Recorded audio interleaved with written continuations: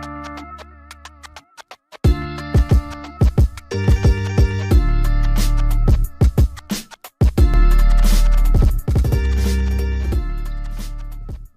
and welcome to What You Gotta Say.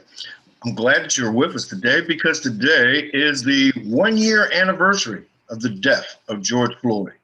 Now, we're going to dive into that in just a minute, but my co-host for the day, because Eric Dawson is dominating the markets right now with Grandma Emma's, is from Remnant AME Church in Toms River, New Jersey. None other than Reverend Tammy Mitchell. Reverend. Good morning. Good morning. Glad you could be with us. Thank you for having me. So, 1 year, America experienced another of our series of shock and awe. Yeah. Yes. But before we do that, let's look at what's happening today. Moderna just released the information of its studies on the vaccine on adolescent children. Well, I guess their ideology is that we have to get everyone vaccinated. I'm not sure if I necessarily agree. I think that a little more time could pass. However, I'm aware that this pandemic is something that we've never really experienced before. We've had other pandemics, but this is something of a whole nother color. No one really has all the answers, but we're trying to make decisions as we go along. So we have to do what we think is best based on your current situation. So if you feel you need the vaccination, then you got to go and get it. And if you don't, then you wait it out. No, do we feel we need to vaccinate our children? For me, yes. I think that I think we need a little more study, though, to see if more people are responding to the vaccination without harm. So if we can graduate them in, yes. I just think we need to slow the process to make sure that we save as many lives as we can. Well, so far the efficacy is in the 90 percentile. So far, but we haven't really cleared up whether or not there are things that happen in your life before you get to the vaccination that may impact its impact on you. So for example, kids that have asthma, kids that already have some classifications, how will it impact them? And there's no way to test that except to just do it. Well, so far, asthmatic, the only adverse in terms of Moderna that is worldwide are children who are hypersensitive or even adults that are hypersensitive to the point of having EpiPens for allergies. Mm-hmm. That has been the only side effect or downfall in terms of all of the vaccines. We also have to look at one of the things that is important and critical in vaccinating children is they are key for our economy opening up. You look at the fact that, children being in school gives parents the opportunity to go to work or even childcare centers. And you look at children are the largest in terms of being asymptomatic. So they may have it, they can be spreaders of it, but don't show any symptoms. Well, as I said, I have children of my own, and I've given them the opportunity to choose if they want to take the vaccination or not. The other thing is, because we haven't quite opened up all the way at this point, I think that we should compartmentalize how we give it so we can watch more closely. Adults is a different story, but when it comes to the children, I think we still need to keep our eye close on them so we can see how they interact. Their bodies are smaller. They don't quite handle things the way we do. And we've been known to give vaccinations and then there has been an adverse effect and it took time before we could fix it. So I don't want to see that happen to a lot of our children at this point in time. Furthermore, in the communities that are full of minorities, they don't get very many options. So we give it to them first, it appears, and then we move forward. So I just would like us to slow walk it. That's all. Do you know, in fact, talking about communities and the diversity and the studies that they showed 2 days ago, do you know that the COVID vaccine is still politicized? I think it is, but remember, we come from just a hardship in the sense that we were the last to get information, but the first to be guinea pigged. They use us for everything and our communities because we're in lag and we want to cooperate. But the truth of the matter is you have to be very mindful before we make these decisions in our community, for our children, for our people.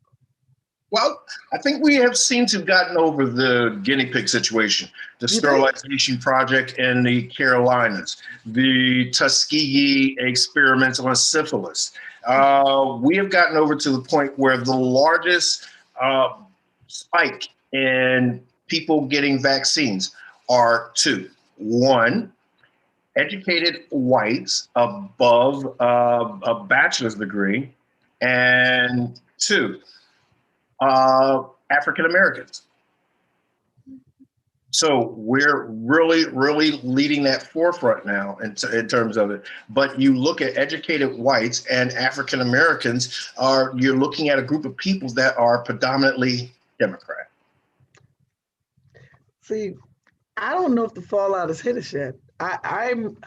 Let me begin by saying I was vaccinated. However, for a totally different reason, not because I think the vaccination is going to protect me from anything, but because in leadership, we try to lead by example. So it's hard to talk to me because I feel like no weapon formed against me will ever prosper. I feel like God is still in control. I also feel like the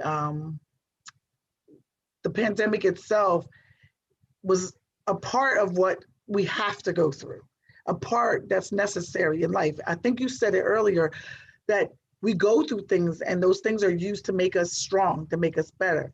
So for me, I just kind of wait and pray and hope for the best. Well, I do agree. In fact, I was paraphrasing Nietzsche, that which does not kill us makes us stronger. Yes, and we're looking at a situation where a lot of people have died, and this is my opinion, needlessly, because they sat up there and listened to a president who said, it's going away, the vaccine is going away, you don't need to wear a mask. And we're looking at over 500,000 people dead. We needed to experience some things called recognizing science and truth, because science isn't some hocus pocus thing that they used to think it was. Science is just a system of studying, documenting, and following the trends. True, but no one man determines the future of this many people. The reality is he had an opinion like everyone else. Not that I agree or disagree. My thought process is all things work together for the good of them that love God and are the called. No matter how we slice it, he may have had an opinion of it's going away, but he could not determine, stop, or cause death. He has no power over life. Okay. And I believe that to a point. We're talking about the president. We're talking about the president of the United States, the most powerful private citizen in the free world. We're talking about a man who people believe gets a great deal more information of situations than what everyone else does. His influence. So there are a lot of people who, quote unquote, follow him to every word without question. I agree, but doesn't that speak to the fact that we have to be careful what and who we follow? Oh, yes. So the responsibility still falls on the individual. It does. He has great influence, I agree. But we have got to get to the point where we don't let one man or one administration determine what decisions we're going to make. But we have, and I agree with that 100%. But we have people who, and a pastor used to call them sheep-like.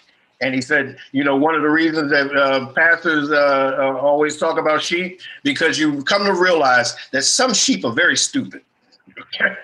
But You look at this one man dealing with a lot of sheep-like or very unintelligible people who are listening to his every word, which led to thousands of people storming the Capitol thinking that they can take over the government and put him back into power. We're talking.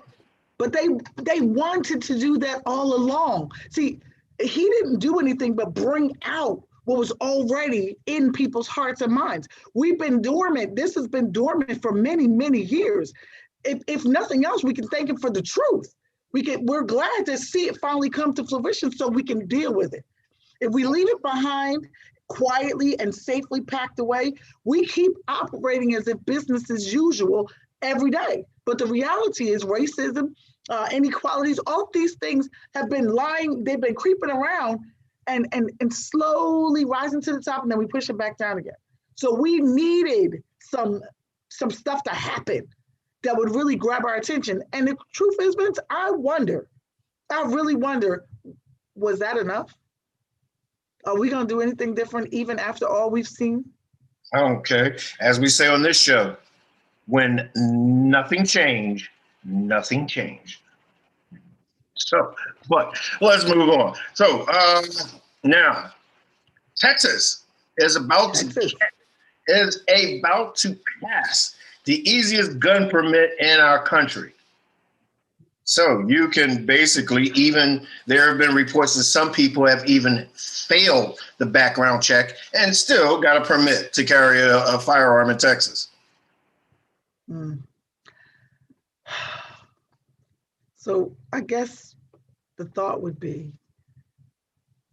are we putting guns in the wrong hands?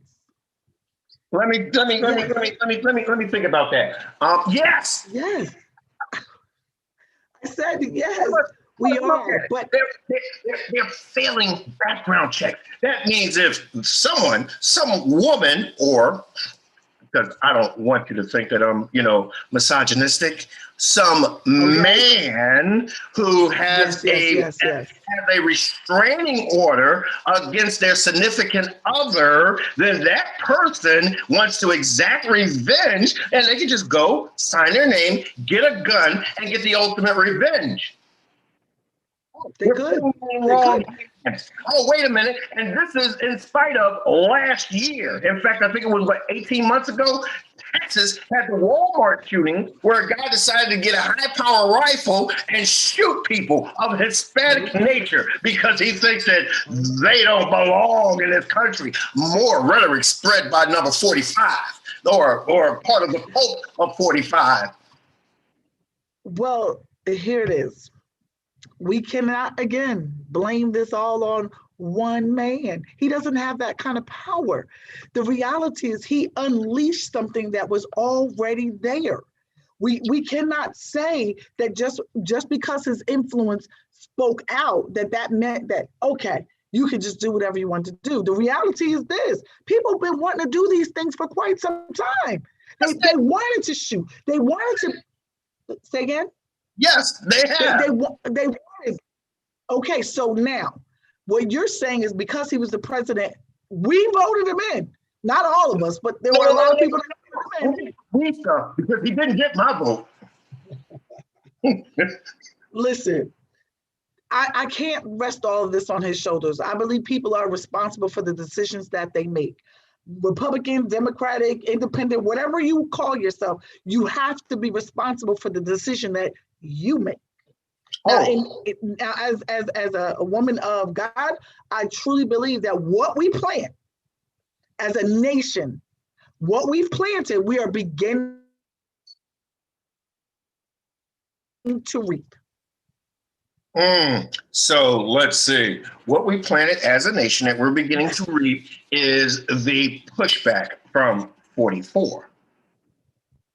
What we've planted and what Blacks have been lulled into is a false sense of reality because our hopes have now become turned into our dream, which came into our reality when Obama was elected. And a majority of us said, thank you. We are in the state now of leveling the playing field of racial equality, racial. I didn't say that. They show everything, and just about every uneducated gun-toting Yahoo said, no, we're going back to this country because this is our land. That's what we planned. No, we didn't level the play. When we got bigot talking, misogynistic, egotistical, maniacal, black hating, white exploiting, Donald Trump, every last one of them said, no, to make America great again, which basically means make America white rule. Vince. The reality. Mm-hmm. When Obama came into office, that wasn't the answer to everything. It was the beginning. But it was the beginning of a sign of equality and hope.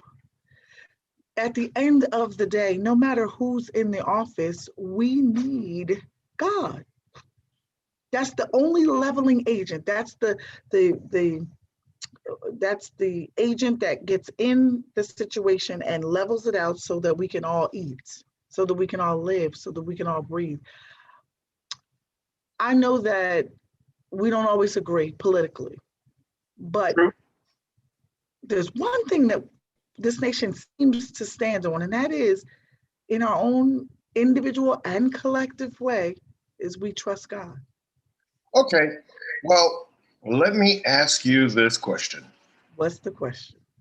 When at Obama's inauguration, when he got out of the car, grabbed Michelle's hand, and walked down that street, did you not have just the tiniest bit of fear that some psycho Yahoo white guy would take away our hopes in that moment? No. What I thought was, look at God. I thought there's a chance. I thought whatever's going to happen from here is going to happen. Hope wasn't lost.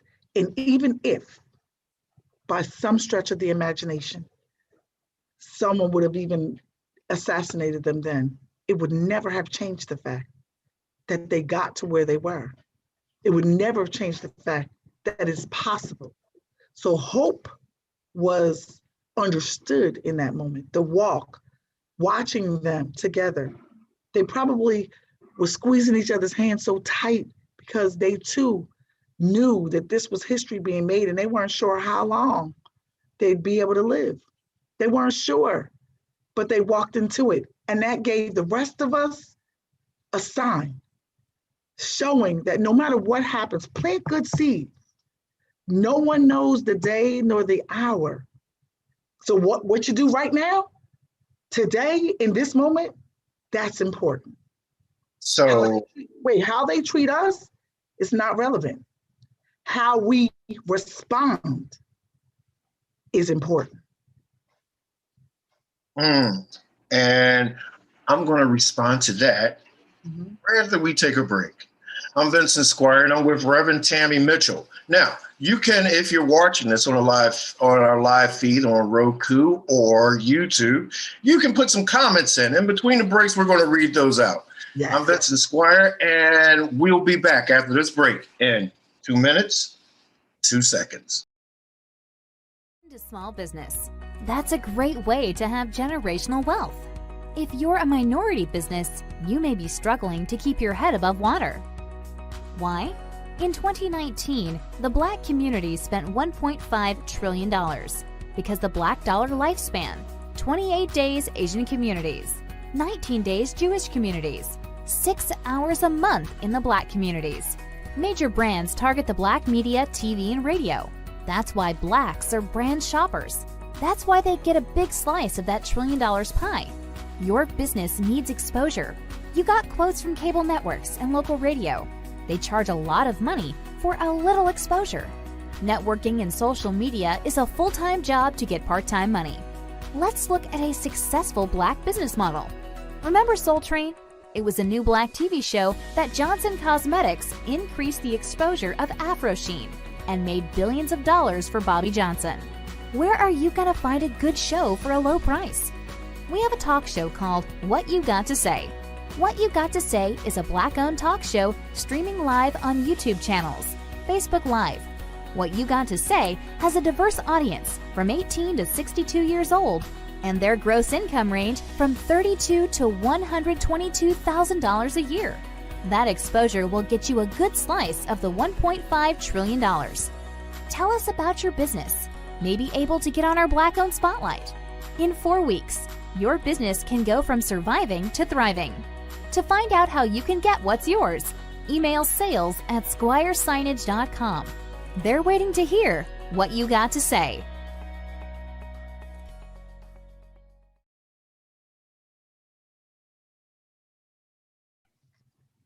Welcome back. I'm with Reverend Tammy Mitchell. Now, we veered from the topic of Texas and their new gun permit laws, but we were talking about, and Reverend Tammy Mitchell made a very important point that started us to go sideways. The seeds that we planted.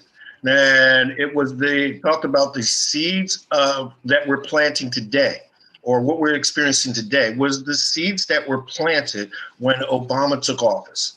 So we went through 8 years of that. We went through 2 years of Obama having both the House and the Senate. That seed was planted. So just about everybody who was talking racial trash, bigotry, got elected, and they took over the House. And the next term, they took over the Senate, leaving Obama with 6 years of hell.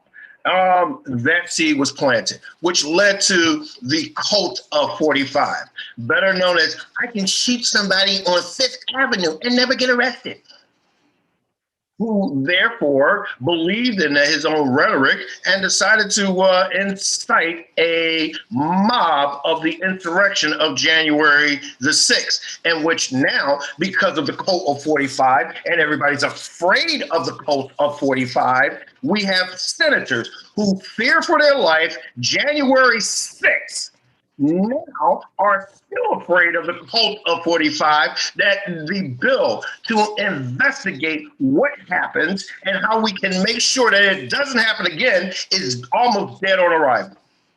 But that's the seed that was planted. How do we compensate? How do we prepare ourselves?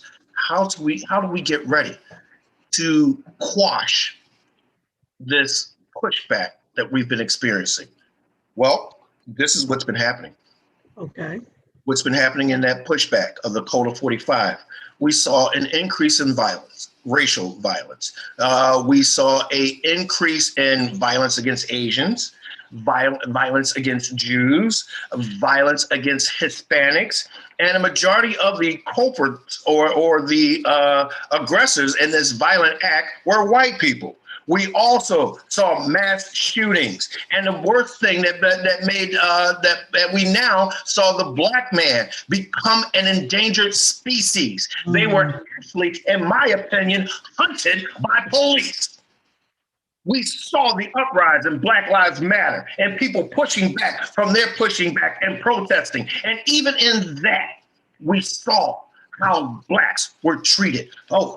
Case in point, we saw this young man come 2 states with a high-powered rifle to shoot and kill. And in fact, he did kill 2 supporters of the Black Lives Matter at a rally. Yet, and what did they do? They let him go home. Yet, Donald Trump decided to take the Secret Service and some National Guard members and tear gas and use physical force to move Black people from in front of a church so that he can go there and do a photo op with an upside down Bible. We saw the increase now of Black men dying from police, which leads us to the anniversary of it. But most important right now, we're now seeing some things that were not publicized. Case in point, they just released again another tape of the Green killing. Now, this was almost 2 years now, where they told his family that he died in a car crash. And the police body cam reports show the car stopped and Green being beat. Now, you have a law enforcement background. In the sense of working in the federal and state prison. However, I want to go back to something you said earlier. We have a list of tragedies and things that are happening, yet still, I think it was Maya Angelou that said, we rise. Life was never meant to be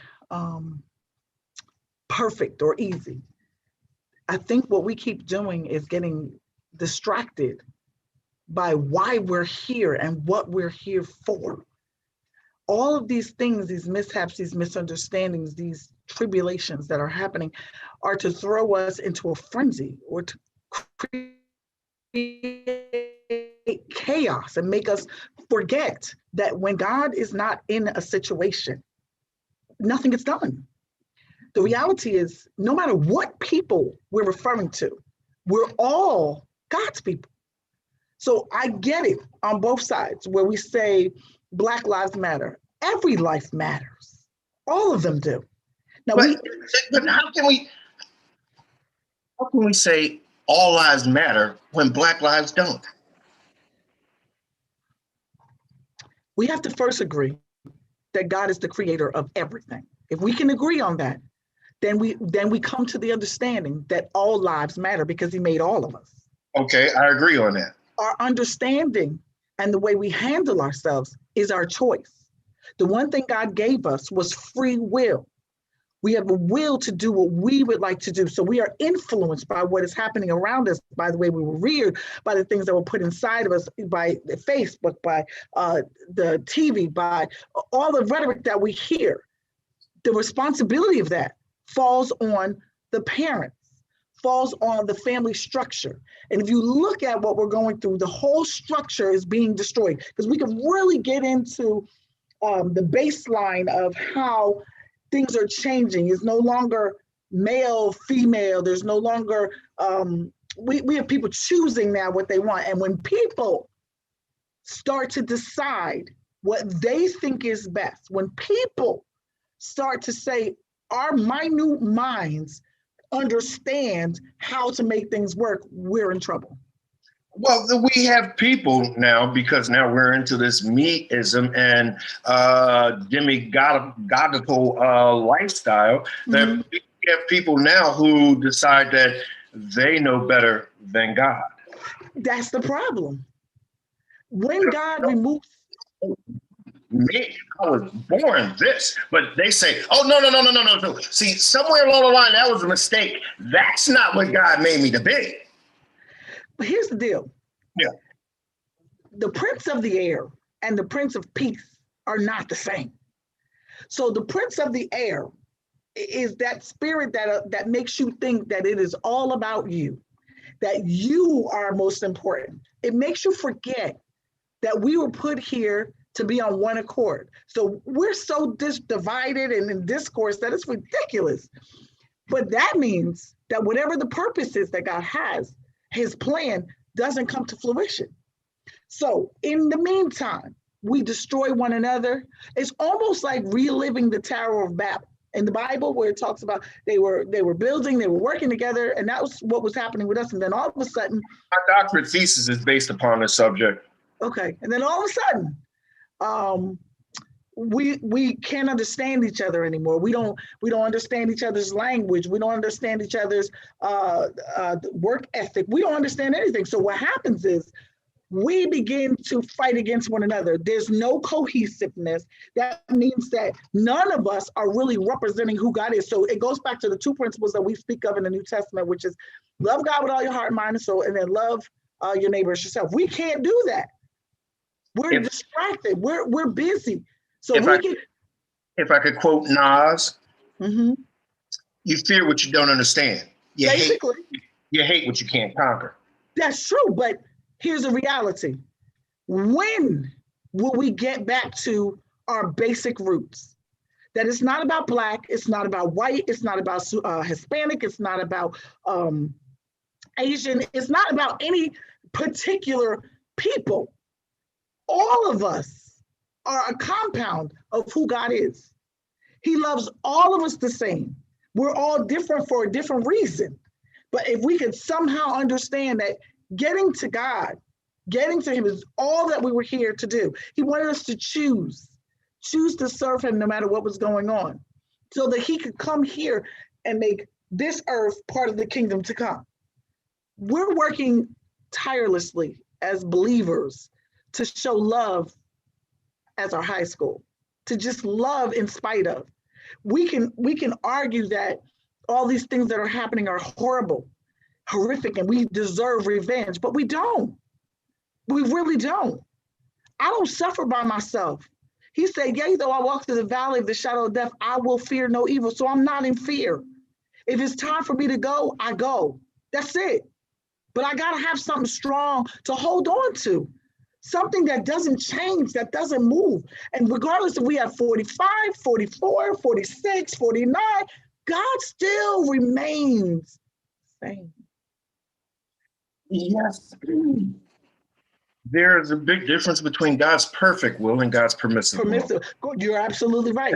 And, dealing with some of the repercussions of God's permissive will is a bit taxing for a lot of us. It is. But what we're going to do now is I am going to do something really terrible. I'm going to stop Reverend Mitchell while she's on a roll because it's time for us to take a break. We'll be back. We'll be back. Say 2 seconds, 2 minutes, and 2 seconds. There you go. You opened a small business.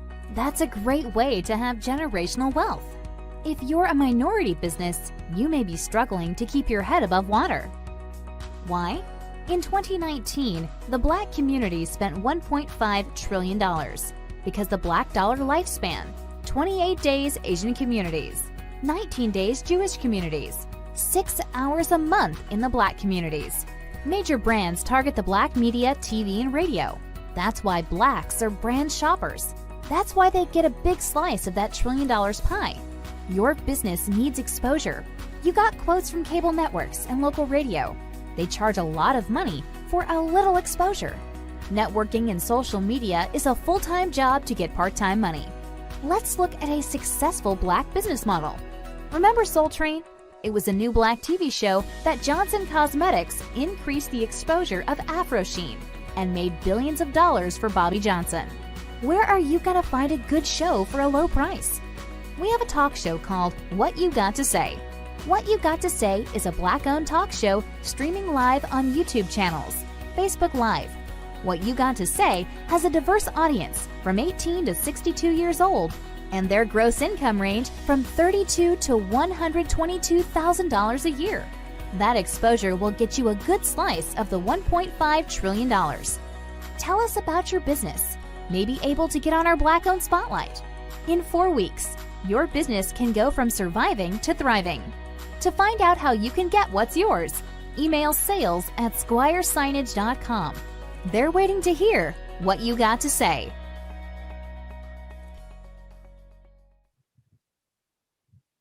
I'm back with Reverend Tammy Mitchell. Now, here is what's going on right now. Let's look at before George Floyd. Okay. When we actually started and developed a quote unquote hashtag, Black Lives Matter. We went through a series of, in fact, the AME Church even authorized, I know in First District, a thing that I recorded. One day I'm going to play that again with Reverend Leslie Harrison. Okay.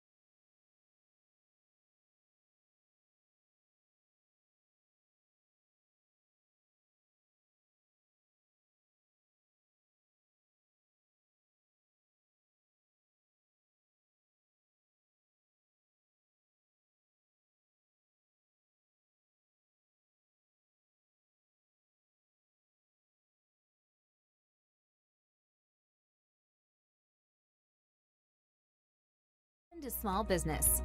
That's a great way to have generational wealth. If you're a minority business, you may be struggling to keep your head above water. Why? In 2019, the Black community spent $1.5 trillion because the Black dollar lifespan, 28 days Asian communities, 19 days Jewish communities, 6 hours a month in the Black communities. Major brands target the Black media, TV, and radio. That's why Blacks are brand shoppers. That's why they get a big slice of that $1 trillion pie. Your business needs exposure. You got quotes from cable networks and local radio. They charge a lot of money for a little exposure. Networking and social media is a full-time job to get part-time money. Let's look at a successful Black business model. Remember Soul Train? It was a new Black TV show that Johnson Cosmetics increased the exposure of Afro Sheen and made billions of dollars for Bobby Johnson. Where are you gonna find a good show for a low price? We have a talk show called What You Got to Say. What You Got to Say is a Black-owned talk show streaming live on YouTube channels, Facebook Live. What You Got to Say has a diverse audience from 18 to 62 years old, and their gross income range from $32,000 to $122,000 a year. That exposure will get you a good slice of the $1.5 trillion. Tell us about your business. Maybe able to get on our Black-owned spotlight.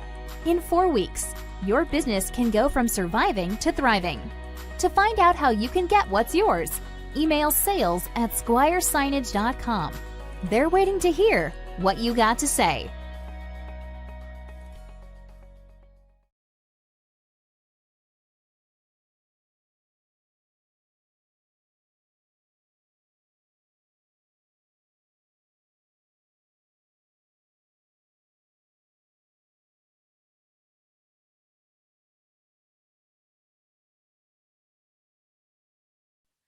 Okay, we're back. Yes, for those of you who are watching, yeah, this is a passionate show. In fact, I want to apologize to Reverend Mitchell in advance. It's all right, Vince. It's all right. Okay, but now we're talking about the strides that we make, and I'd like to lead us into getting into the healing and where we go from here. So, and with us today is she appeared on the Three Wise Ones. This is from Philadelphia, Archbishop Mary Palmer. How are you, Archbishop? Good morning. How are you, Mr. Squire? And to you, Reverend Mitchell. God bless you. Good morning. Mr. Squire. Only people call me that are people I pay or people who owe me money. Well, check for her. I don't mind if you pay. Amen. It's more blessed to give than it is to receive. You ask not, you have not, because you ask not. Oh, well, There it is. I'm ex-military, so I answer to just about anything. But you can call me Vincent, whatever. Yes. So we're coming into the 1 year of the George Floyd killing. The biggest difference to me, significant in history, is the change in development that we have grown from a people, from when we were, quote unquote, a hashtag Black Lives Matter, to the results of the George Floyd. Let's look at that progress and growth. And I know I get a lot of opposition from a lot of people, but if it had not been for the hashtag, and if it had not been for people with one of these, would we have come this far? If I may, Vincent, I don't really think so. Historically, we have seen several other young men, and of course we have a long list, and women who have died at the hands of someone in a wrong way, let me put it that way. And even if we caught it after the fact or caught part of it, it did not escalate the response that I have seen as we did with George Floyd. That's true. Clearly, this was an international response for anyone who watched the tape for 9 minutes and 29 seconds. I think the reality of seeing it live really impacted. Because in other cases, let's just say there was a scuffle or a weapon was discharged or someone was running or someone accidentally got caught in the crossfire. Mm-hmm. But this was intentional. This was deliberate. This was literally the world watching someone's life leave. Well, I think it was also traumatic because even though some of us may have been in that situation, particularly us as preachers, and those of us that have been around family members who transition, we don't quite see it that way. Mm. We see a more peaceful or expected end. Here, this was someone begging, pleading, and I think shook everybody. I saw a guy who was like 6'5" and about 400 pounds. He said, I couldn't help but cry because when he called his mama, I've thought about mine. And that's where you want to be when you're really in trouble, is in your mama's care. So there were a lot of dynamics to it, but I think this created a response that people are saying, now we really have to do something. This is more than marching and signs and tearing up places. We have to enact and not let it stop until we literally have a law, legislation, and something where people will pay if they decide to take someone else's life, specifically in the hands of an authority in this manner. Well, this is what I call God's perfect timing. And Reverend Mitchell, don't let me suck up all the oxygen. You can get in there too. But this is what I call God's perfect timing. We were in the midst of COVID. So everyone was at a situation where they can do nothing but watch television. And with this case, George Floyd took away all of the excuses that a lot of people had, black and white, for why blacks are killed by the police. And the biggest one was that he was complying. The other one was that he was not fighting. Mm-hmm. He was already subdued. He was handcuffed. Okay? It's not like, he was in a position, and we watched this for 9 minutes and 29 seconds. We watched him die like a lamb going to slaughter. We watched, and everybody sat up there, and there was some vicarious feeling throughout America when you saw this man and you seen this big man being subdued by this little police officer and being killed. And you looked at his face and you saw somebody you knew. Yeah, a cousin, a family member. You saw your father. You saw your uncle. You saw your neighbor. And you saw how helpless everybody was to get this man some relief. We saw how cavalier this man was.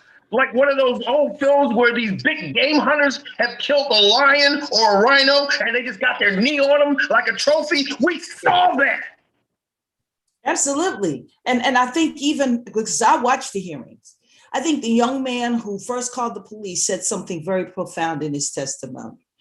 He said, if I thought it would have led to the man dying, I would have just let it go. I had to do my job, but I didn't think that it would do that. And when he went outside to see what was going on, along with the man who was saying, don't resist, and the girl who was standing there saying, get off of him, there was a sense of urgency. There was a sense of helplessness. They were afraid to rush them, maybe because they might have gotten shot if they made an aggressive move. And then to see the other officers saying, stand back, don't do anything. And they're like, get off of them, even the paramedic. I mean, all of these persons got on the stand and had emotions of not only disbelief, but anger. Like, I understand you're going over a fake $20 bill. Come on. Anybody who is perfectly having training understands that there's a limit. You bring them to subjection. That's it. Once they're not resisting in subjection, you do not have to continue to apply pressure. And he was literally sitting there with the blank look on his face. And I'm sure that what I thought was going to be the case was not the case. His defense attorney didn't say he blanked out. He had a mental episode. He didn't know what was happening. He didn't say a psychotic thing. He literally tried to say that he was doing what he was taught and trained to do because he had been a police officer so long. And I know too many other police officers that I've talked to in the course of this year, some who might have even utilized their authority wrong, who had to take a second look. Hold on. Bishop Palmer. Agree with it. Hold on, Bishop Palmer, just for disclosure, you were a former police officer. I am. That's why I'm speaking from within. When I saw it, I almost felt like Lord blinked me like a genie and let me pop up here and let me grab him and literally pull him off of him.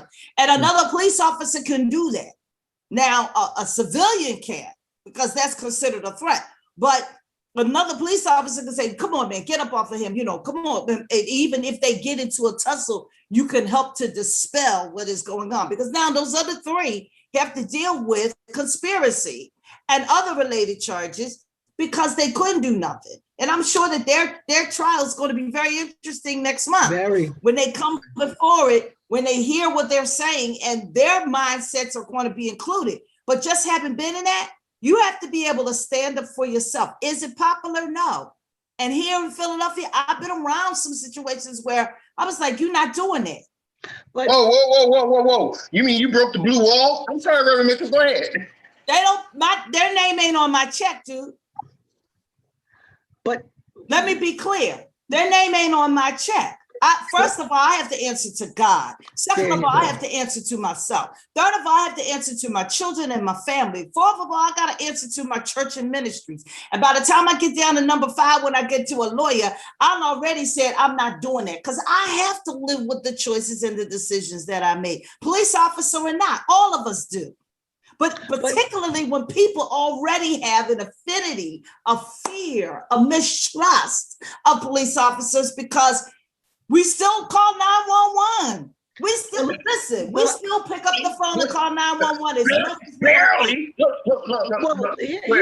Here's a thought.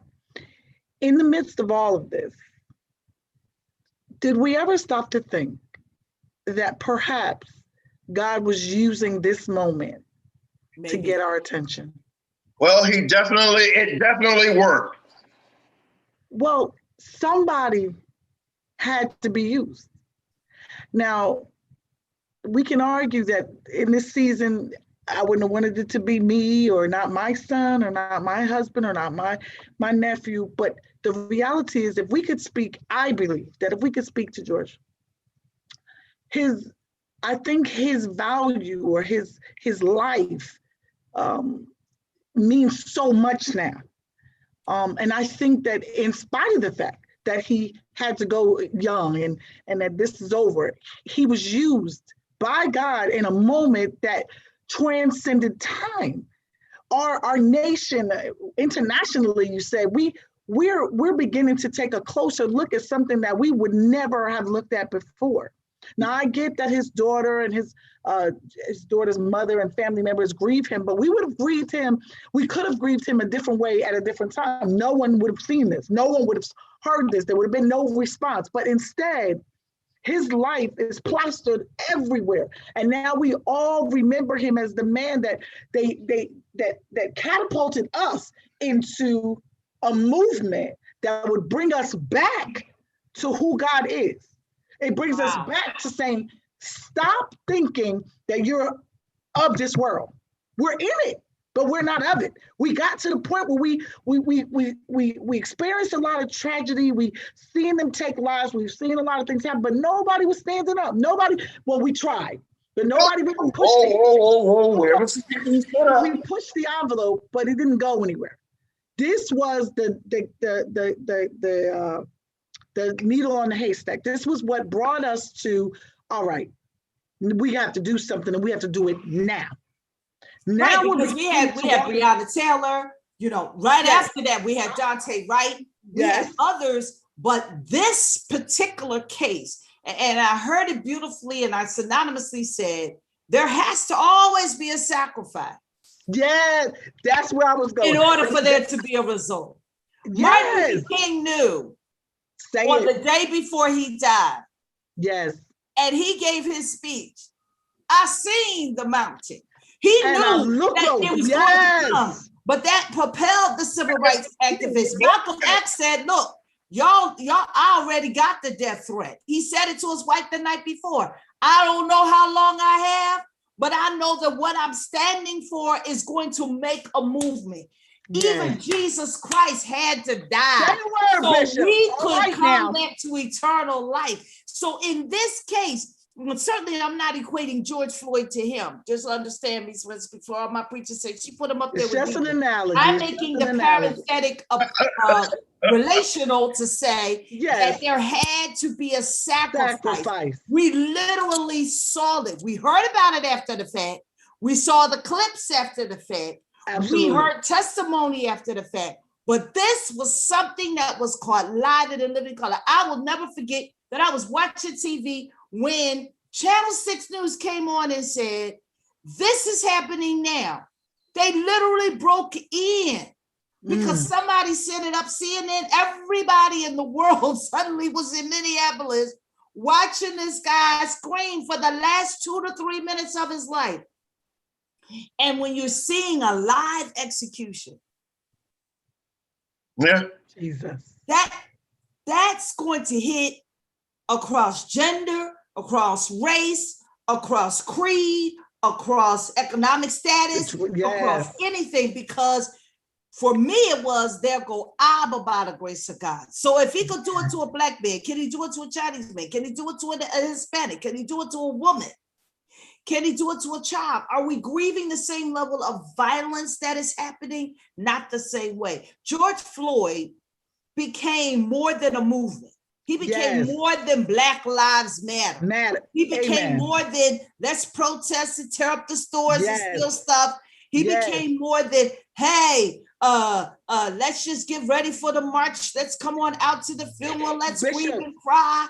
He became something to the point like never before. Now we've got a bill that they're trying to pass. Everybody needs to call the Congress and the Senate. You need to pass the George Floyd bill. Now it's becoming more than just a conversation and a state-regulated issue. We've had a state-regulated issue with Breonna Taylor, where the Attorney General, a black brother, I'll leave that alone, decided to dissect the report and just say, well, he's not guilty.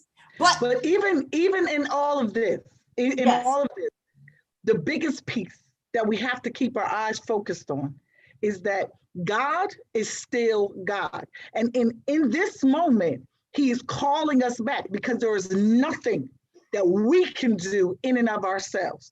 So putting our sight back on God and allowing him to move us into a position where other lives are not lost, but that we can share with them. In order for you to flourish and to live, you want to be saved, you want to have a relationship so that when it's your turn to be a living example, because George Floyd was just an epistle. That book was being written in that moment, and he was speaking truth to life. So we saw it enacted, we saw it played out. Now, the question is, what will we do? What are the rest of us going to do? Not just politically, not just enact the bill, but I mean in our walk. This is about love. If we start dividing and get to the place where we don't recognize that God loves everybody, and that even in this happening, he was trying to expose a mishap or a misunderstanding, or he was trying to expose some negative behavior in a system that we all begin to trust in and put our trust back in him. That's all this is about. However, what we're going to do is dive into what we're going to do now. Right after the break. 2 minutes, 2 seconds. You got it. I'm Vincent Squire. I'm with Bishop Mary Palmer and Reverend Tammy Mitchell, and we'll be right back. Into small business. That's a great way to have generational wealth. If you're a minority business, you may be struggling to keep your head above water. Why? In 2019, the Black community spent $1.5 trillion because the Black dollar lifespan, 28 days Asian communities, 19 days Jewish communities, 6 hours a month in the Black communities. Major brands target the Black media, TV, and radio. That's why Blacks are brand shoppers. That's why they get a big slice of that $1 trillion pie. Your business needs exposure. You got quotes from cable networks and local radio. They charge a lot of money for a little exposure. Networking and social media is a full-time job to get part-time money. Let's look at a successful Black business model. Remember Soul Train? It was a new Black TV show that Johnson Cosmetics increased the exposure of Afro Sheen and made billions of dollars for Bobby Johnson. Where are you gonna find a good show for a low price? We have a talk show called What You Got to Say. What You Got to Say is a Black-owned talk show streaming live on YouTube channels, Facebook Live. What You Got to Say has a diverse audience from 18 to 62 years old, and their gross income range from $32,000 to $122,000 a year. That exposure will get you a good slice of the $1.5 trillion. Tell us about your business. May be able to get on our Black-owned spotlight. In 4 weeks, your business can go from surviving to thriving. To find out how you can get what's yours, email sales@squiresignage.com. They're waiting to hear what you got to say.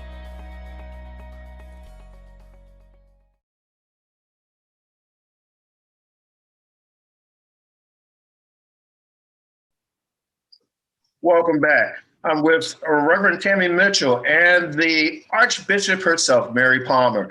And we were talking about the incident of George Floyd, what it did, the impact that it had on our lives. Reverend Mitchell, you said something that is one of the topics, is the topic of this show. What do we do now? What do we do? What do we do? Well, I trust that in this season, more people are turning to God. They're turning to a God that doesn't change. He's the same yesterday, today, and forevermore. And the reality is George Foreman's life was not in vain. It wasn't wasted.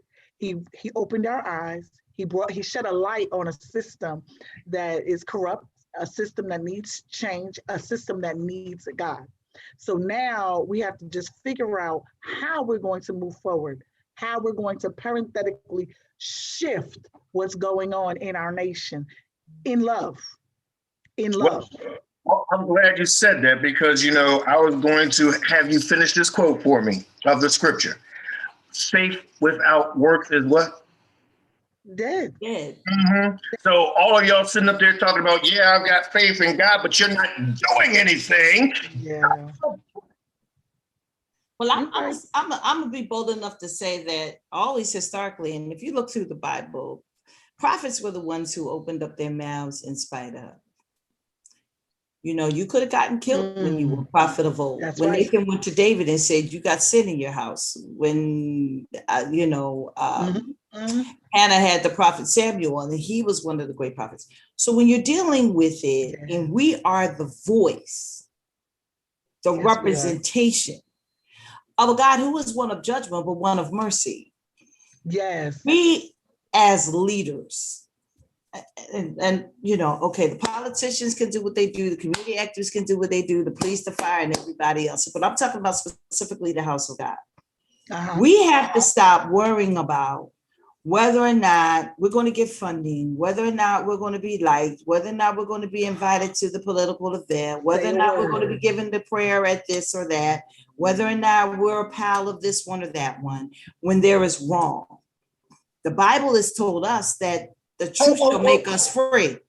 And we have got to start speaking the truth. Bishop, are you saying that some of these churches are afraid to speak truth to power? Absolutely. And ain't deep. Just go 2 blocks north, south, east, and west of your church. I dare you to ask them what they think about your church. What kind of impact? Just ask one. And you shall receive power. After this, the Holy Ghost has come upon you, and you shall do first in Jerusalem. Let's just do with Jerusalem. Bless Minneapolis, bless all these other places. God forbid all the ones that lost lives.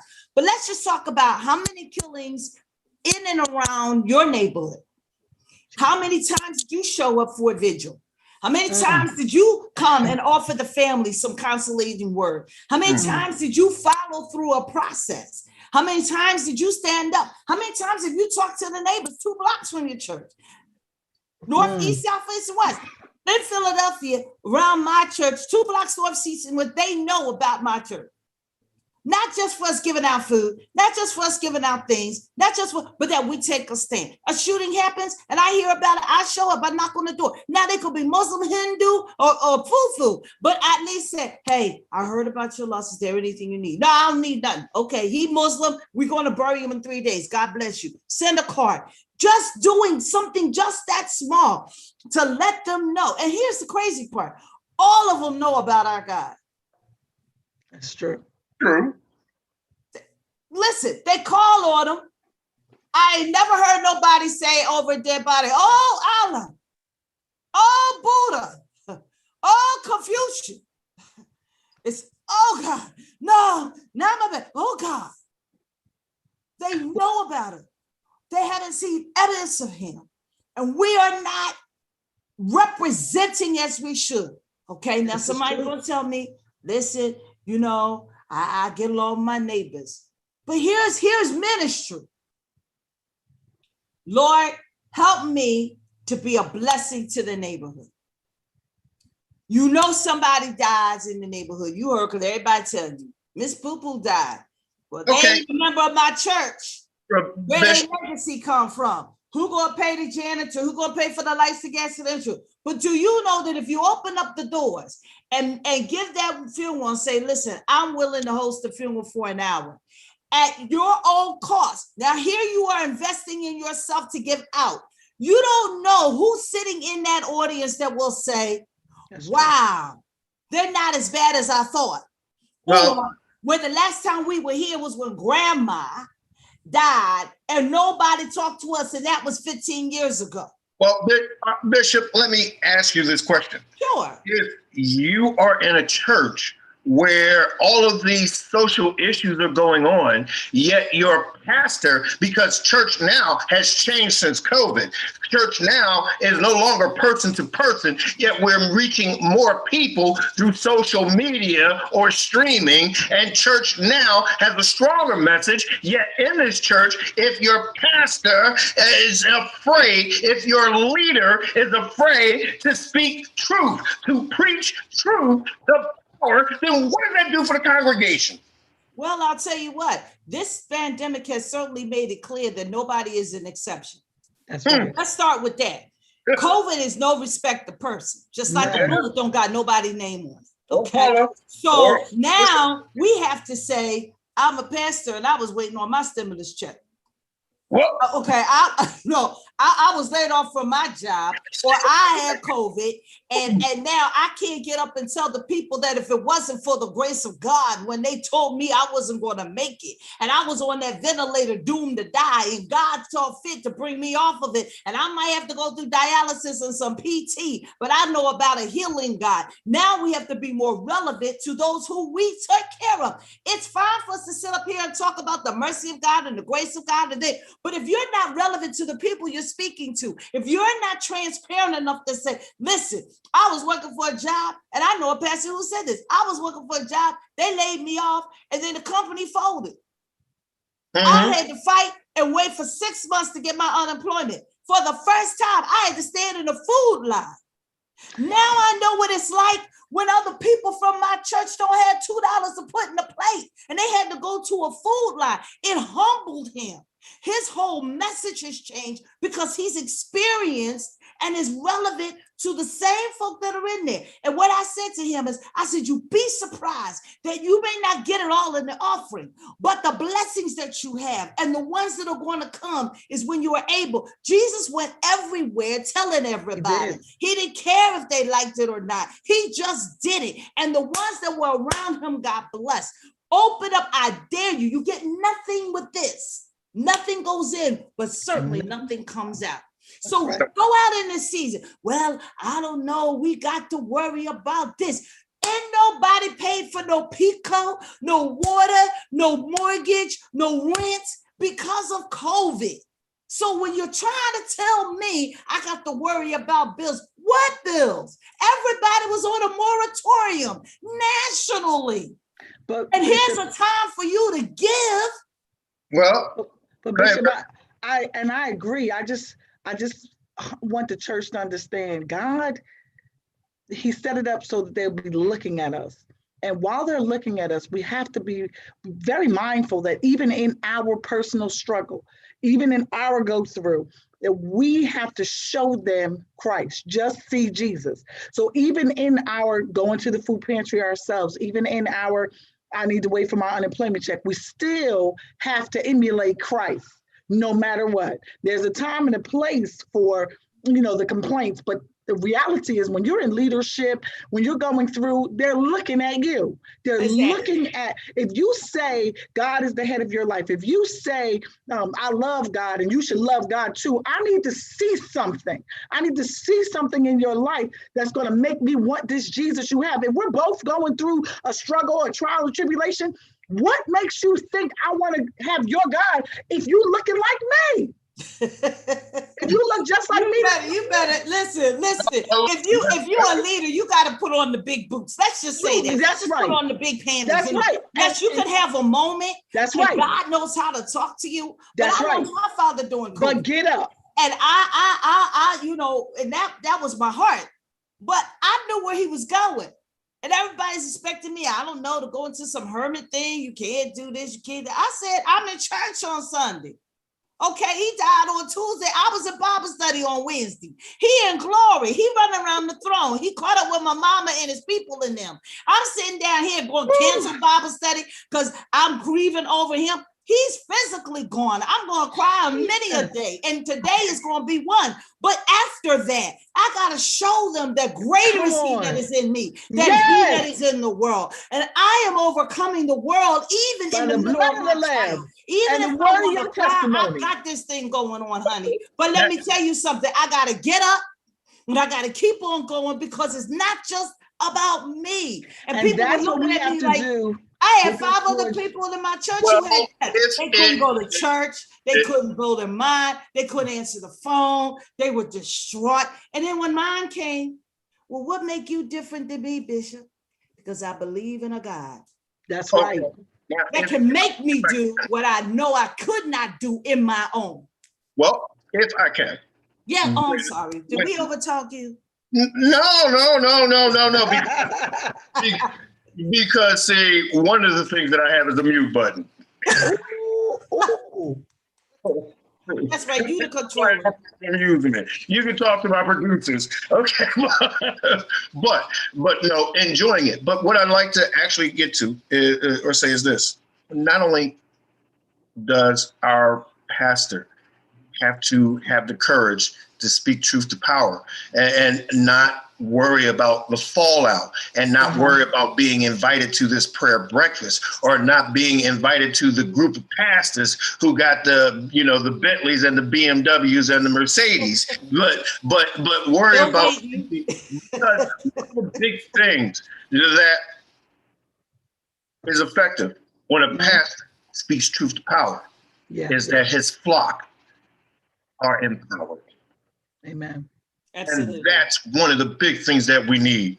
We need to stop sitting around waiting for someone else to do something. And our pastors should motivate them to get off of their butts. The least thing that you should be able to do right now is make a phone call and call these politicians and, hey, this George Floyd Act better pass, or next election, we will find someone who will get the job done. The least thing you can do if you're not out in the street protesting bullying or anything like that. It's actually calling up some other people and saying to them, listen here, this bill has got to pass because this bill is changing our lives. The least thing that you can do is want to stand up to make a change, not only for yourself, but this bill is going to change the life and maybe save the life of your children.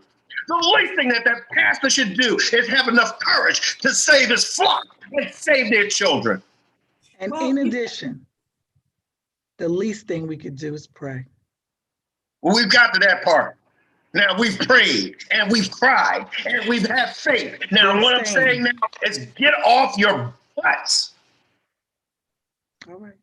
I and you said it earlier, Vincent. Faith without works is dead. It is. We just had an election here last Tuesday, a week ago in Philadelphia. Very hotly contested race with the district attorney and judges. 20% turnout. Some people barely squeak to victory, because we only come for the president. But politics is local. Yes. These judges are taking seats for 10 years. 10 years of a tyrannical judge will make an impact more than the president of the United States. More than the governor, more than the mayor. Every 4 years, we get new city council people. Every 4 years, you get a new mayor. Every 4 years, you get a governor.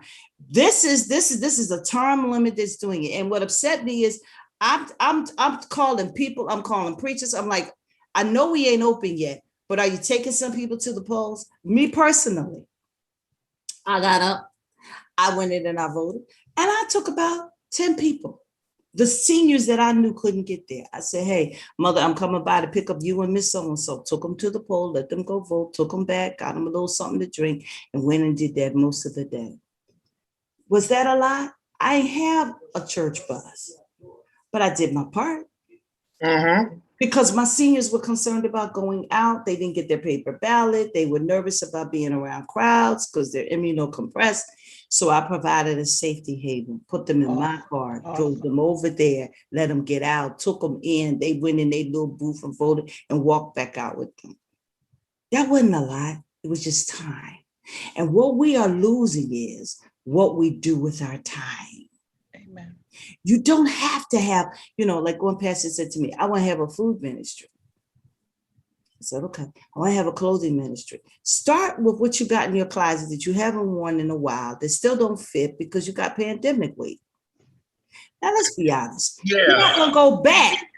You're not going to go back to size 10 and you now 14. Just bless God that you can go to size 12 because you can adjust. Well, Bishop, what we find out is that people have been eating a lot of COVID. However, we're going to We haven't lost a lot, Doc. But what we're going to do is we're going to get back to that right after this break. This is Choir with Bishop Mary Palmer, Reverend Tammy Mitchell.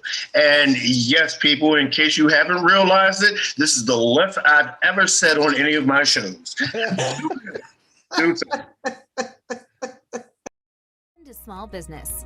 That's a great way to have generational wealth. If you're a minority business, you may be struggling to keep your head above water. Why?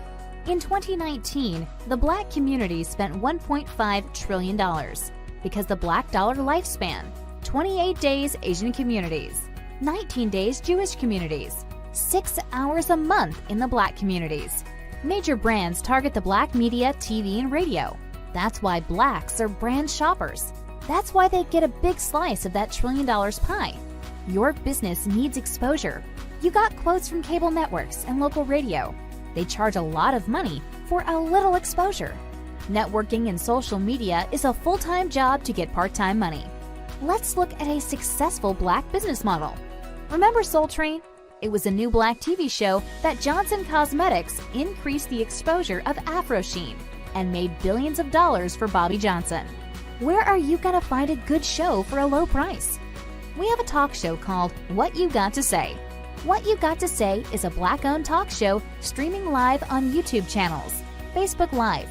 What You Got to Say has a diverse audience from 18 to 62 years old, and their gross income range from $32,000 to $122,000 a year.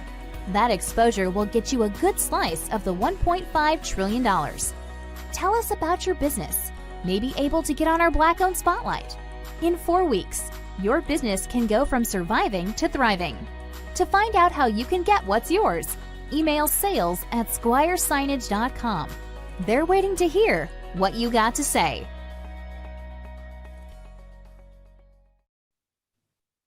Okay, we're back and we're talking about the George Floyd bill. And where do we go from here? One of the big things that we're running into is the simple fact of one, fear. We've got pastors who are afraid to speak truth to power. We've got people who are afraid to protest because of the repercussions. And here's what I found. What you are fearing that may happen to you if you speak up, it's already happening. You are already being blacklisted without even speaking up. You are already being killed without even speaking up. You're already in a situation where you're facing poverty without even speaking up. You're already excluded from these big elite social groups because you don't follow their ideology because you're not speaking up. Because here's the thing, when you, or as John Brown said, when a man does not stand for what he knows to be right, is a man who will fall for anything. That's correct. That's correct. What you are fearing right now because if you're not speaking up, it's already happening to you. Not only are you losing your morals, you're self-conscious, that little thing is eating inside of you knowing that you did the wrong thing. And then you have to look at your congregation. But most important, when you're doing something that's immoral and it's eating inside of you, you know who looks at you the most? Your children. Look at the example that you are setting because you are too much of a spineless coward. Stand up for truth. That's enough of me preaching. But okay, right now, the bill seems to have some issues. The George Floyd bill. Now, they've got two people. I'm not going to get into are they the most qualified people for the job to actually come to negotiations, because they have Senator Cory Booker and Senator Tim Scott, and they are so far away from making this bill pass. Now, here is the most incredible thing. Senator Cory Booker comes from Newark, New Jersey, one of the most prolific and violent cities in the state of New Jersey. In fact, I think they're second to Camden. Okay. And Tim Scott sat on the Senate floor, and discussed his encounter with the police and him almost being killed, how it took away his humanity and demoralized him. Okay, the embarrassment of it. Yet, two men with this background of knowing what happens with the police and what they can do, have two black men with the background of their neighborhood and knowing what has happened to them and what the police can do. They can't come to an agreement. I would venture to say that in the case of and I heard about Senator Tim Scott's encounter, what he shared about what it was like when he got stopped. Even the National Guardman who was in full dress and saying, I'm acting. There is a spirit that is moving about the land that we're not going to be able to control. We can do everything we need to do politically, making awareness. Companies have changed greatly with their diversity and inclusion clauses, organizations all across the thing because of George Floyd. I mean, companies just for the first time in history, we don't have as many of them. And are we really being fair? Are we giving them an opportunity? All of that is great. When you're having something like these two senators sitting on a bill, when both of them have had the same experience, but they don't respond the same way.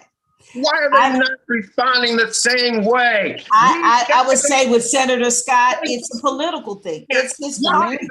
He gotta walk with the party if he wants to be elected.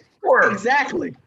It's not as easy as we think it is. It's a complication sometimes. It goes back to what you said earlier in reference to number 44 versus number 45.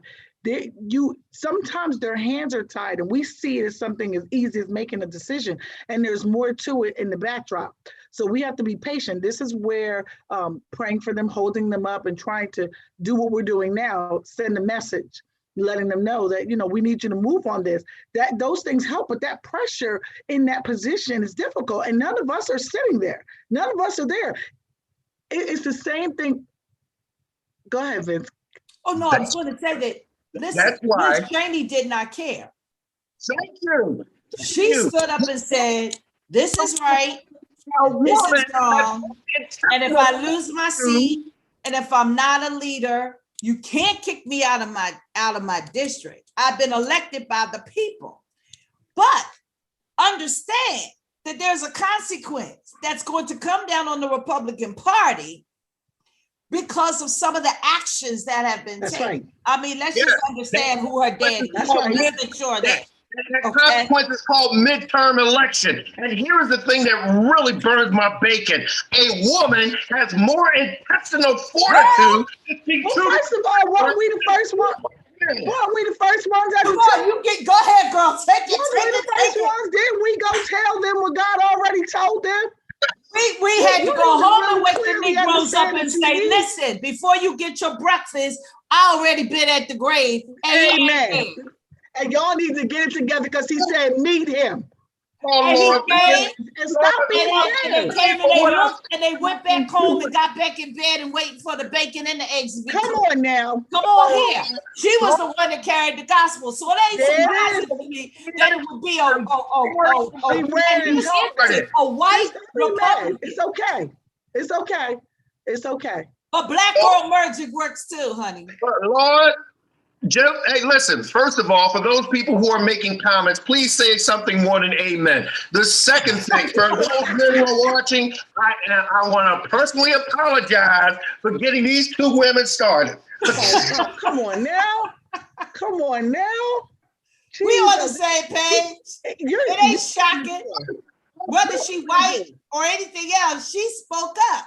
And you're right, Vincent. It should have taken the fortitude. It should have. And it did. I mean, what was the name? What is his name? Congress. What's his name? Who voted immediately against it? Ran for president on the Republican. I mean, I'm sorry. That would be new. Mitt Romney. Romney. He voted his conscience. He voted his conscience, but then you got a difference between a woman voting hers and a man voting his. He was in the building during the Capitol riots. His daughter was with him. He had to be run out of that place.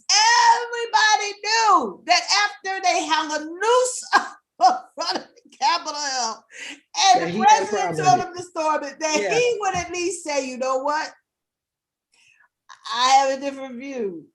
And they still had to fight. Even after that, they came back and they reconvened. Not everyone agreed. So here's my take on this.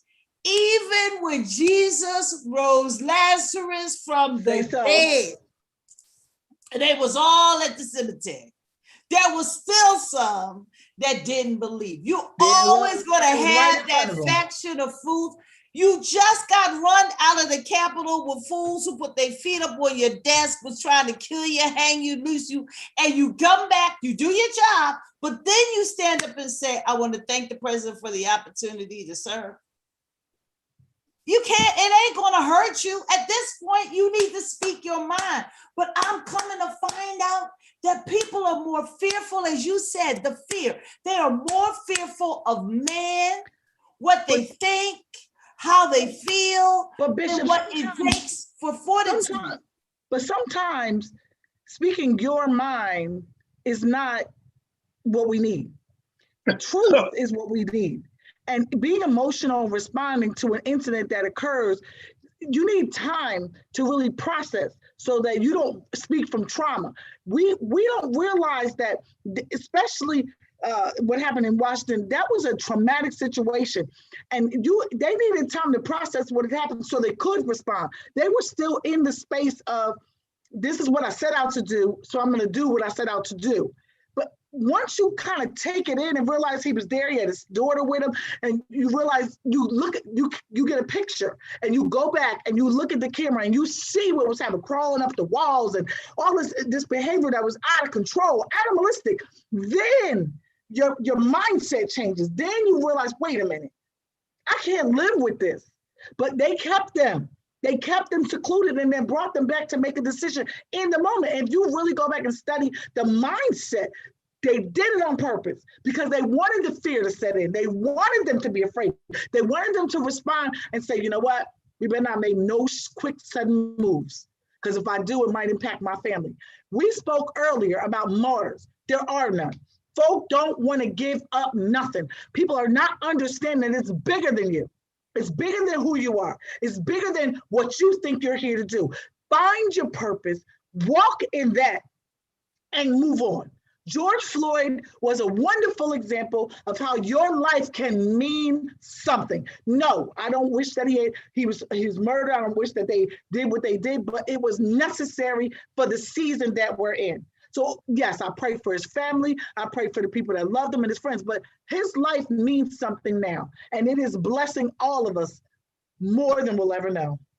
If his life is not to be in vain, then should we stay at this period of spiritual and racial enlightenment? Shouldn't we stay in this period of seeking justice? Should we stay in the understanding that there is race in America? Should our president and a Black woman vice president get up there right now and say, America is not a racist country?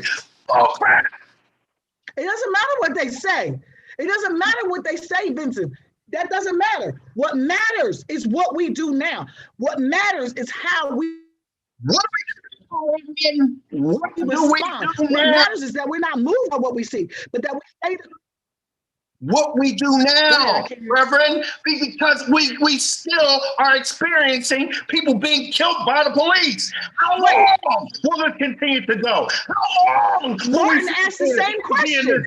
Of denial? The answer was not long. The answer was not long. The reality is we have to believe that all of this means something. He said all things work together for the good of them that love me and are called according to his purpose, that he will weave all this together and use it for our good. We have to stand no matter what. We have to stand with our loins girded about with truth. We have to not be moved by what other people are doing and just seek justice in a way that will get us more violence. What we have to remember is that God is the head, the truth, and the light. And if we stand on that, if we push forward, knowing that, yes, some of us will also have to lose our lives. Some of us will have to be martyrs. It wasn't just Stephen, not just Paul, but some of us have got to be able to speak power, truth to power. Now it's going to continue because, first of all, we're in this world, not of this world. The devil's in control. And until he's put under the foot of our returning king, he's going to do what he does. He does not want us to exist and get along. He does not want us to be having a life half abundantly. Absolutely. I said half abundantly even here. But the one great thing that I do love about Jesus' ministry was that even though he had humble beginnings and he didn't like it and he wasn't like, it never stopped him for his purpose. He knew that he was coming here and eventually he was going to die. Yeah. Now, some of us all recognize that we have an end date. I don't know if mine is tomorrow, next week. But what I do in that dash ought to count. So if I take care of my Jerusalem and then my Judea, if I'm a voting citizen and I make sure I vote at every election twice a year, if I'm being vocal and involved in my community, attending community meetings and having a voice about things that are impacting those who are the least of these, if I'm standing up and being kind to those who are my neighbors, if I'm going to my schools and telling them, y'all not going to shoot up this playground and we're going to stand here because we got 3 or 4 parents, big mamas with bats, and we're going to beat your behinds if you think we're going to come up here and tear stuff up. There are tangible things that we can do. But beyond that, even for those who are our elected, our voice is power. It is. We ain't happy, change it.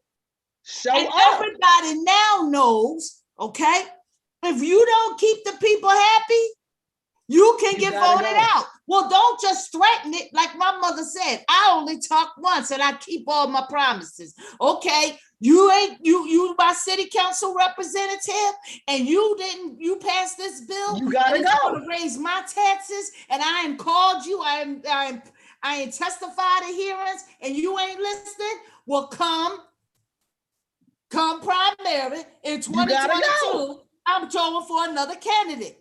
And I'm telling you, just in our last city council contention, we lost some seats and there was a massive change. The city was in shock because for the first time, the voice of the people are not, oh, it's mediocre. So then take the just time now. Because they're nice people. Well, so now doing it forever. So now we got to take the time to educate. We are now so activist that if you ain't doing what we need you to do, you gotta go. You gotta go. And we proved that with Biden by overcoming Trump because we said he will not get a second term here. So we have to utilize our voice of prophetic for the church. We have to use it for a community activist, for activists in the community. We have to use it in our votes because I called 10 people and said, did you vote today? Oh, God, and educate our people so they understand when voting time is, why, and what they're voting for. Sometimes as they're getting older, they don't know. And the younger ones certainly aren't aware. So there's a job that we can do even in our churches. If we can take that on, the first thing we need to do is educate I believe, start with our young Black men. Because as you said, Vince, the women, we on it. We Black young, because half of them our young Black men. But the old grandma know, I got to get to the vote machine. I don't like that paper. I got to get to the vote machine. So I got to go to work and I ain't going to go today. Because you don't want to fill out the paper, baby. Call Bishop. Well, because you can't. And they did. So there's work to do. There is work to do. And as you said, faith without works is dead. So we have to not only get on our knees, but educate our people, take responsibility, and perhaps become a martyr for these situations ourselves so that there'll be an example. George Floyd was an example. He truly was. Unfortunately, it went down this way, but you know what? God said that all things work together. He's using it for our good. That's exactly what my cousin said, and she was his girlfriend in Houston. And the first time she found out about it was turning on the TV, on the breaking news, and watched. And she called me screaming. She said, is this real? Is this live? Yes. And I said, yes, honey. And the next thing she did was take a flight to get to Minneapolis because she, like you said, the trauma. Yeah. You didn't get a phone call. You turn on the TV and you're seeing it. But even though, their relationship continued because he relocated to Minnesota, she still, they were best of friends. They had just talked 2 days before. So when you're in those kinds of situations and the trauma is hitting you, you want to do it. I walked with her through the 3 funerals and the emotions up and down. I talk to her every day for the trial, especially for the day of the verdict. And even for today on the memorial, I sent her a little text and I talked to her and prayed with her. And it's going to be something that's going to hit her. But you know what she said? As sad as I am about not talking to my friend and not being around him and not us planning what we were going to do and getting together for summers and so forth and so on, his brothers and sisters and everybody. I'm so glad that it's not going to be in vain. That's right. Well, his death is not going to be in vain. I can't speak for, all the other people in New York, Eric Gardner and the rest of them. I can only say that in this case, that's right. It will not be in vain. We have pushed the needle forward than we ever have. And what's sad is there will be some more that will be compounded. But here's when this thing will change. When the next is as drastic and the legislation that is passed is enacted, and then we see the result. Will there be, how many more it will take? I don't know. How long will they filibuster on this thing? That's where we as people can call our congressman. Call your congressman, call your senator, get on their case, ring their phone, get on their nerves. I'm telling you. Email, whatever it takes, smoke signals, I don't care, but do it. But we're going to talk about, one, if it doesn't work for us nationally, how we can make changes locally. Now, I'm with the Bishop, Mary Palmer, and Reverend Tammy Mitchell. And if you've been watching, you might as well start getting ready, because for this service that's been happening here, we're going to start the collection. And we're 2 minutes. Who's To small business. That's a great way to have generational wealth. If you're a minority business, you may be struggling to keep your head above water. Why? In 2019, the Black community spent $1.5 trillion because the Black dollar lifespan, 28 days Asian communities, 19 days Jewish communities, 6 hours a month in the Black communities. Major brands target the Black media, TV, and radio. That's why Blacks are brand shoppers. That's why they get a big slice of that $1 trillion pie. Your business needs exposure. You got quotes from cable networks and local radio. They charge a lot of money for a little exposure. Networking and social media is a full-time job to get part-time money. Let's look at a successful Black business model. Remember Soul Train? It was a new Black TV show that Johnson Cosmetics increased the exposure of Afro Sheen and made billions of dollars for Bobby Johnson. Where are you gonna find a good show for a low price? We have a talk show called What You Got to Say. What You Got to Say is a Black-owned talk show streaming live on YouTube channels, Facebook Live. What You Got to Say has a diverse audience from 18 to 62 years old, and their gross income range from $32,000 to $122,000 a year. That exposure will get you a good slice of the $1.5 trillion. Tell us about your business. Maybe able to get on our Black-owned spotlight. In 4 weeks, your business can go from surviving to thriving. To find out how you can get what's yours, email sales@squiresignage.com. They're waiting to hear what you got to say.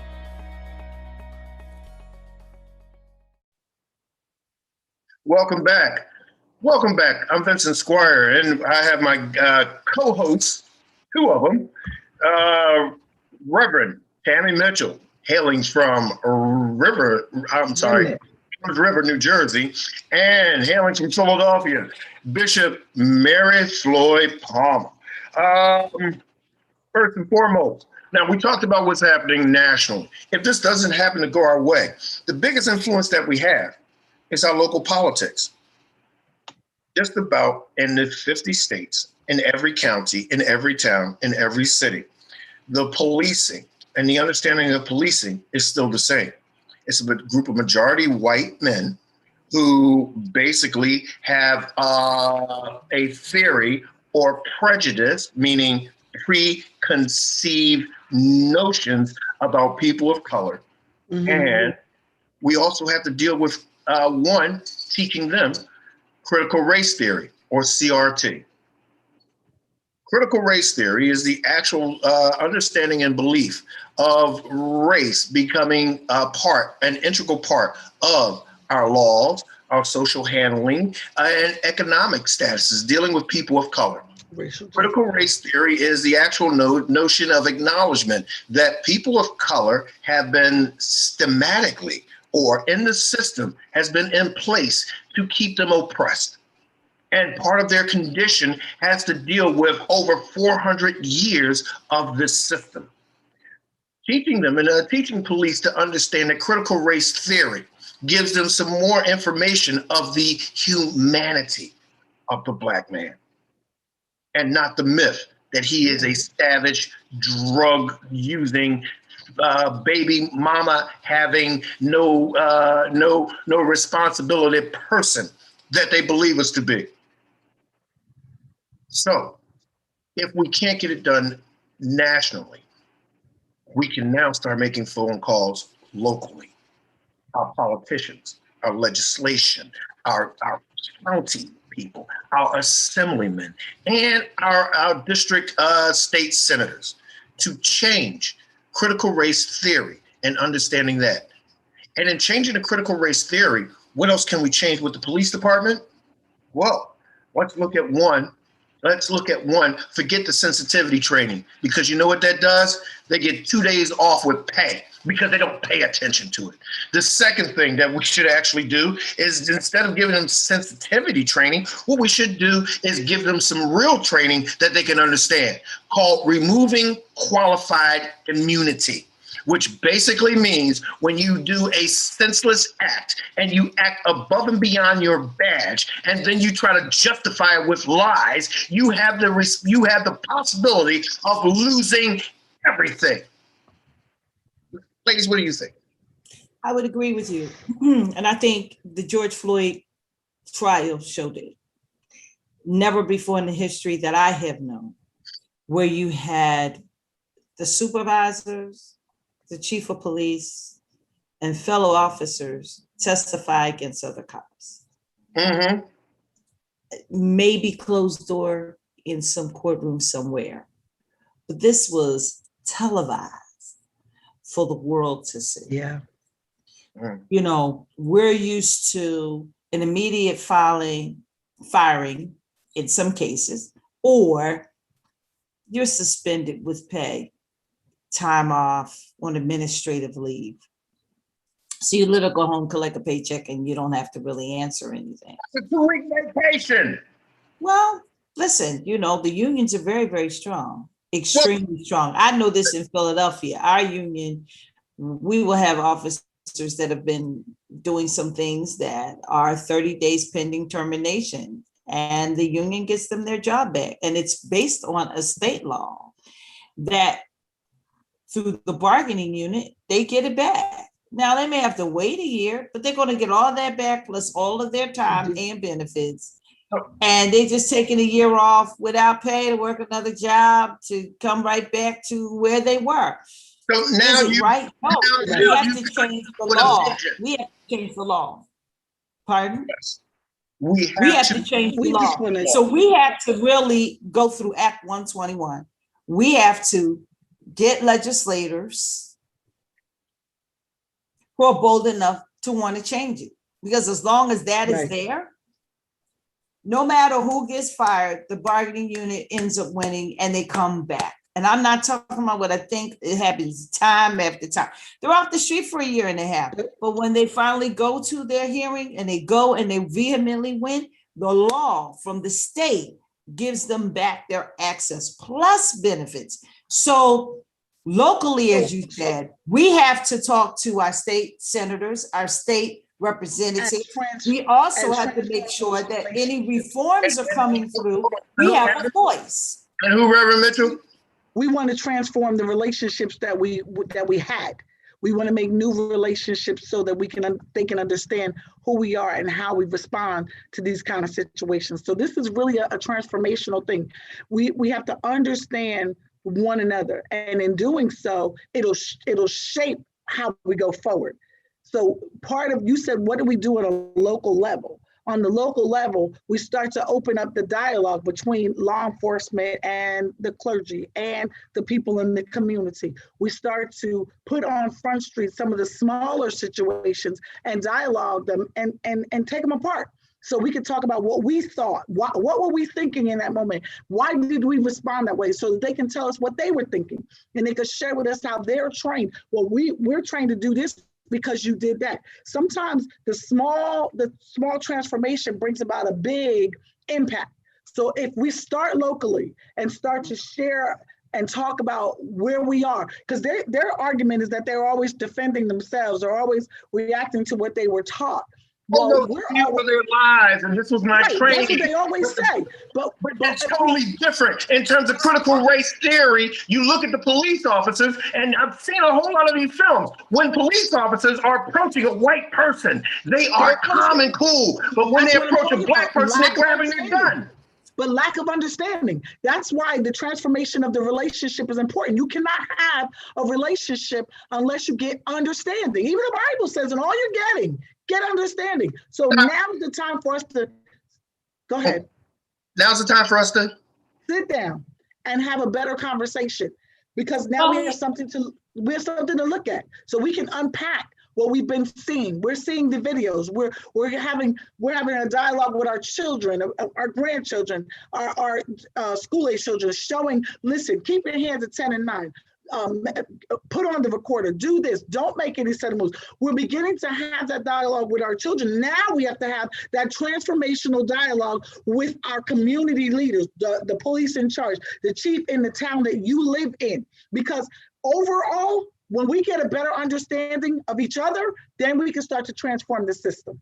Well, the transformation that's happening even in Philadelphia, for the first time in the history, City Council passed that they cannot have their contract approved without public comment. Okay. Never happened before. Never happened before. Philadelphia is notorious for the blue wall. We finally broke it. We passed legislation. So now that we're in the budget season, and they're asking for their budget, there's public comment for the union as to the itemized issues with the union. And the one that's going to be contested is Act 121. Yes. If they get fired, terminated, that they can get their job back through Act 121. And so now public comment can come, people can share their voice, and then the council has the right in their negotiations to represent the people. But here's the issue too. Make sure who's representing is representing you. Is representing, because if they get in that room and they become a turncoat, there you go. We have the power, as I said before, to vote them right on out of office. That's right, because they skin folk don't mean they kin folk. Hey. Okay, but now, listen, we're coming to winding up time. So I want you guys to keep this like the book of Mark. Short and to the point.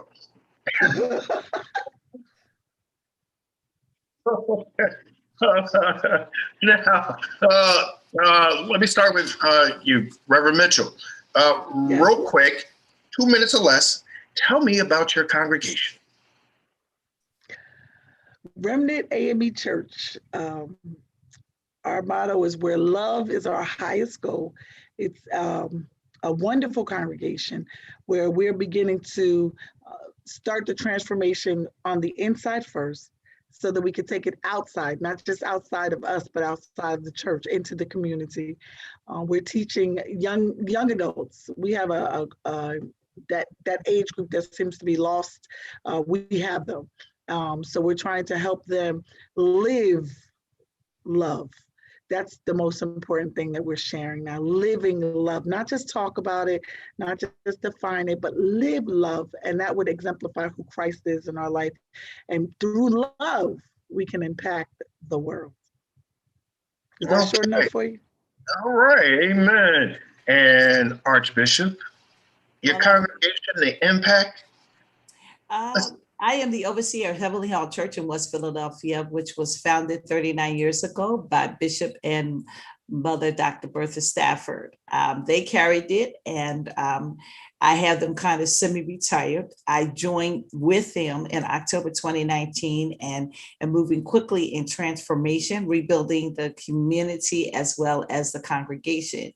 We have a motto of just a little bit of taste of heaven on earth. And so our motto is be kind, be caring, be loving. And sometimes just a kind word will change a person. Being patient, being caring, not saying it, but showing it. And then being loving, which is evidence of God. They'll know you're Christian by your love.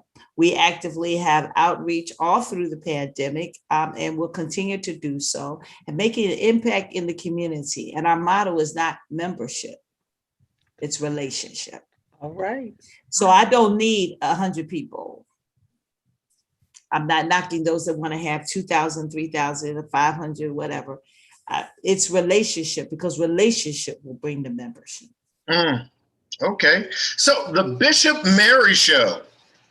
Yes, the Bishop Mary Show airs each Monday morning from 8 a.m. to 9 a.m. on WWDB 860 a.m. in Philadelphia.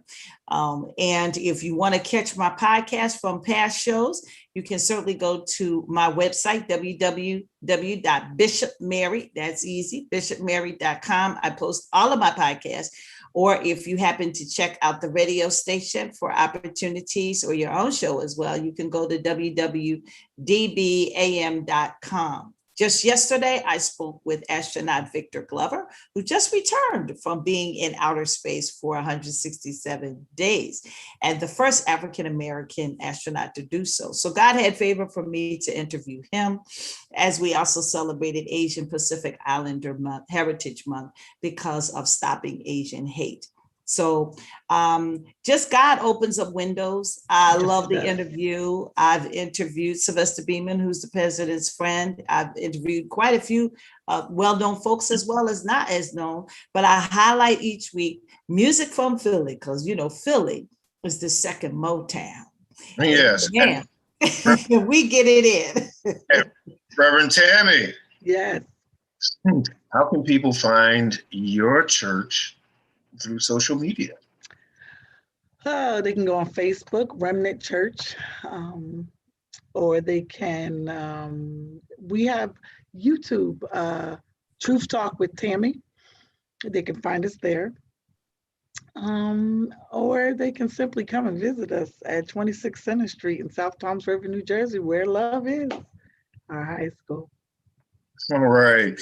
Now, we're going to be back, and I am with Bishop Mary Palmer and Reverend Tammy Mitchell. And we're talking about where do we go from here, 1 year after the death of George Floyd. I'm Vincent Squire. I'll see you all in 2 minutes, 2 seconds. To small business. That's a great way to have generational wealth. If you're a minority business, you may be struggling to keep your head above water. Why? In 2019, the Black community spent $1.5 trillion because the Black dollar lifespan, 28 days Asian communities, 19 days Jewish communities, 6 hours a month in the Black communities. Major brands target the Black media, TV, and radio. That's why Blacks are brand shoppers. That's why they get a big slice of that $1 trillion pie. Your business needs exposure. You got quotes from cable networks and local radio. They charge a lot of money for a little exposure. Networking and social media is a full-time job to get part-time money. Let's look at a successful Black business model. Remember Soul Train? It was a new Black TV show that Johnson Cosmetics increased the exposure of Afro Sheen and made billions of dollars for Bobby Johnson. Where are you gonna find a good show for a low price? We have a talk show called What You Got to Say. What You Got to Say is a Black-owned talk show streaming live on YouTube channels, Facebook Live. What You Got to Say has a diverse audience from 18 to 62 years old, and their gross income range from $32,000 to $122,000 a year. That exposure will get you a good slice of the $1.5 trillion. Tell us about your business. May be able to get on our Black-owned spotlight. In 4 weeks, your business can go from surviving to thriving. To find out how you can get what's yours, email sales@squiresignage.com. They're waiting to hear what you got to say.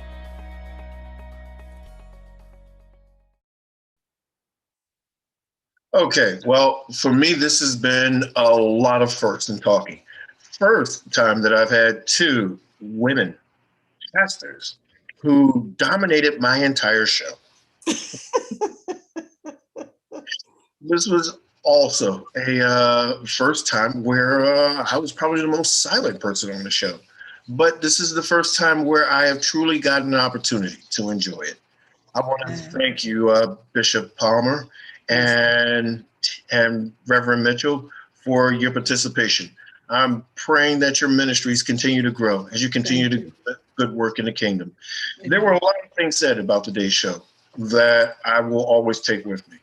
Most important is the contributions that we have to do. We have to now take a stand. We can no longer sit down and wait for someone else to do it.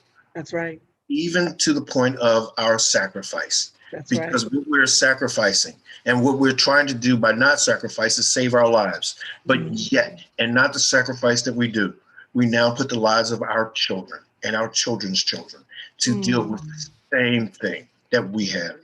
One of my greatest and most embarrassing moments in my life is that one day I sat my teenage son down and I had the conversation with him that my father had with me, that his father had with him, and that his father had with him, and how to act, how to move, and how to talk when you were pulled over by the police.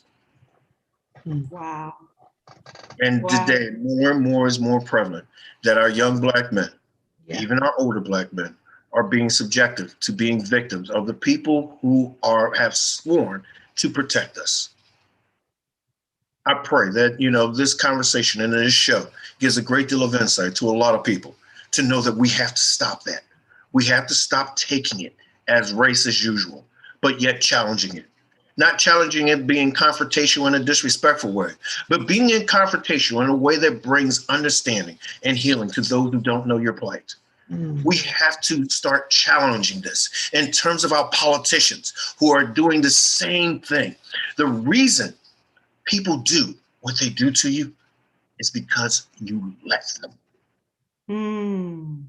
We have to stop letting our politicians take our votes and sell it down the road and do nothing for us, but everything for themselves and their constituents. My God. It is this period of awakening that we're having during the COVID, and as we go into the post-COVID, let us not forget the suffering that we saw. We all watched the life being choked out of George Floyd. Thank you, Vincent. Let us not forget that feeling that we had, that anger, that frustration, and that rage, and let us turn that into something positive. Let us not stop our pursuit, but keep our foot on the gas. Because again, the lives that we are saving by doing this are the lives of our children. That's right. That's right. What we need to do as a people is stop being afraid, but yet being bold, like we go to the throne of grace. Yet being bold, like when we go before our spouse to be married, like being bold, like we go at that time of meeting our Lord and Savior, so that he can look at us in our body of work and say, well done. What we need to do is to be more humane and understanding each other and understanding our differences. Not being divided by our differences, but realizing that our differences is what really makes us strong. Because no man knows everything and no man can do everything. It takes a different type of person to do the things that we can't. It is not our differences that are the big division in us. Our differences are only a small thing in us. Greater are the things that unite us.